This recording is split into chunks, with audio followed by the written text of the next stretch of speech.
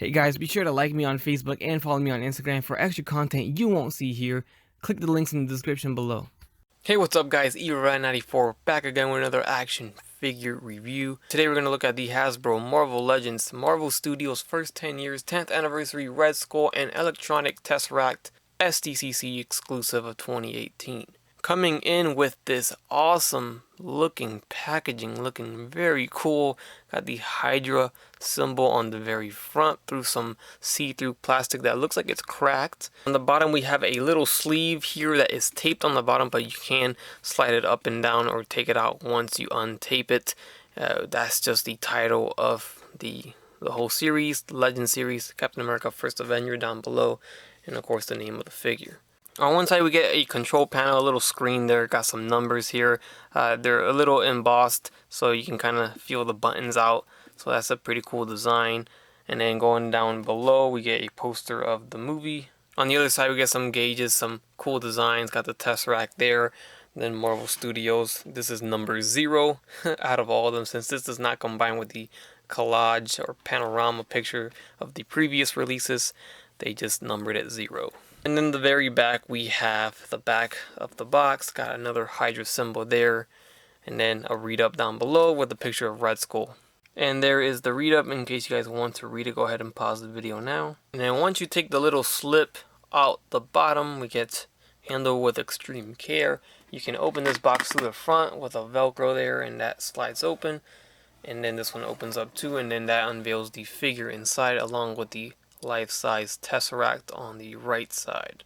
And on the left flap we have very nice art going on here. Got a little poster of Captain America, superhero or super weapon. Another Captain America photo here, got some newspaper cutouts and a little profile of Captain America himself. On the other side we have property of Hydra.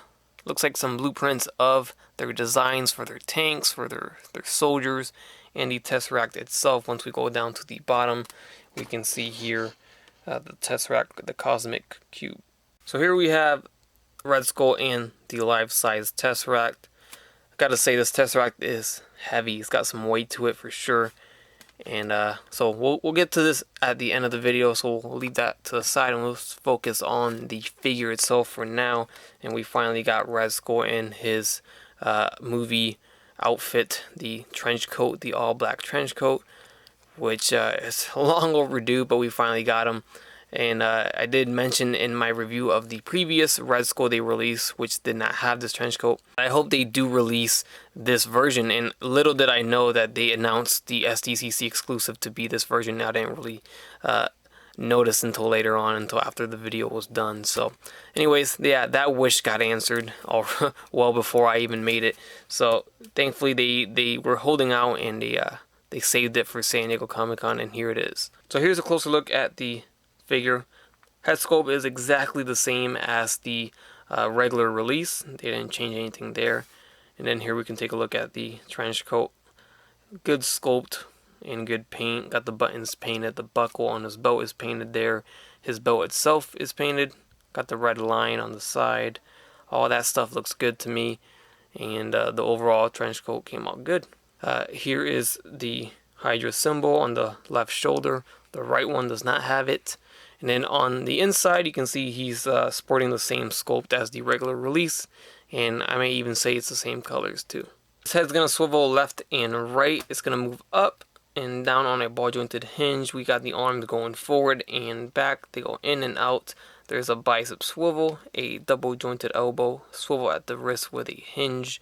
Then we do get a diaphragm joint there that swivels and goes forward and back. We get a waist swivel. The whole bottom piece is a soft plastic there, so you can move the leg forward and back on that one. This one's a little tough, but you can still move it. And they do go in and out as far as it allows you to.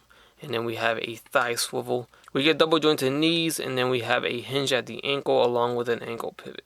And of course we do get the Tesseract for the figure itself. It's just a blue cube. And his right hand is the hand that's sculpted to hold the cube. And he holds it just fine too.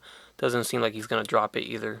So that's a nice fit. Alright, and there he is compared to the previously released regular Red Skull / Hydra figure from the 10th anniversary series. And you can see there totally different, but this did come with the Red Skull head, which is right here, and it is exactly the same as the new one. So now what's great about this is now you can display the perfect Red Skull, the correct Red Skull, along with his Hydra soldiers surrounding him. And there's a size comparison next to the 10th anniversary Captain America figure, and he does stand a little taller than Red Skull. And there's a look at the head sculpt. This is the regular release, and if I had to say anything, and maybe it's slightly darker on the SDCC, I don't know. But the sculpt is exactly the same. Nothing really is too drastic here. And here is the almighty cosmic cube, the Tesseract. And for a split second, I thought this was it, and I was like, why is this so white? I thought maybe, oh, the light's gonna make it blue, but it seems like there's a piece of paper inside protecting it, and this outer shell is actually just a case for it, which is quite interesting. So you just open it down at the bottom here and slide the actual cube out. So that's pretty cool that it comes with like a little protective case, unless that's meant to put back on once you take the paper out. So we're going to take the paper off, rip it, and here is the actual cube, and this actually looks nice. Okay, there you go. And here's the cube. So we actually get a much more detailed, much more nicer looking cube than what I was expecting. And you can see the details inside. They actually made it look realistic in a way. You know, here's just a closer look real quick at the cube. And you can see the detail there of almost like a broken rock, very rocky surface. And this opens up here. And this is where you put the batteries, of course, but this is interesting because look how it looks on the inside. So you can see all the detail and the sculpt there on the inside of the cube. And then no, this is not the Infinity Stone, but this is actually where the light comes from. So this is a crazy device here, and that's where you put the batteries. So I'm going to figure this out and see if I can get it to light up. Alright, so 3 AAA batteries is what it takes, and they are not included, of course. And you do have to unscrew it with a screwdriver. They did make that difficult. You can't just unhook it. So I'm just going to leave it as is because I'm going to have to unscrew it to take the batteries out. But once they're in, you press the button up top, and that should turn on the lights. And this is how it looks with just the ball here, or the Infinity Stone. And I guess it stays on until you press it again. Yep. Okay, so we're going to go ahead and leave it on and put it back into the Tesseract and see how this looks. Alright, so there it is inside the Tesseract, and this looks awesome. It really does. You can see there is a bit of a gap there once you put it back in. So I believe it's meant to go back into the clear case that it came in. But real quick, this is how it looks. This is the effect it gives off when it's on, and this is so cool. You know, those little rock pieces that they sculpted makes it look so cool. And it gives it this very cool effect, so that's nice. Now here it is inside the case. Now whether or not it's supposed to be in here when you're, I guess, cosplaying or whatever, I don't know. Maybe just so it doesn't separate on its own. But I think I would prefer it without it, because this is quite thick, and you can really notice the case over it. But nonetheless, you can still see the cube lit up. Very nice effect that they did here. Alright, so I went ahead and turned off the lights, and I noticed something I couldn't really notice when the lights were on, is that they have this effect where it kind of flickers. You can see how it's like almost pulsating too. If you see that, that is cool. I'm like totally geeking out right now. This is the coolest thing I've ever seen.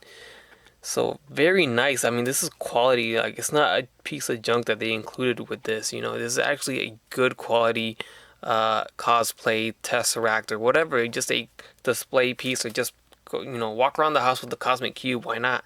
So very, very nice, and it looks even better in person. I know the camera sometimes doesn't do it justice, so that is worth mentioning. I'm gonna take it out the case and see how it looks without the case in the dark.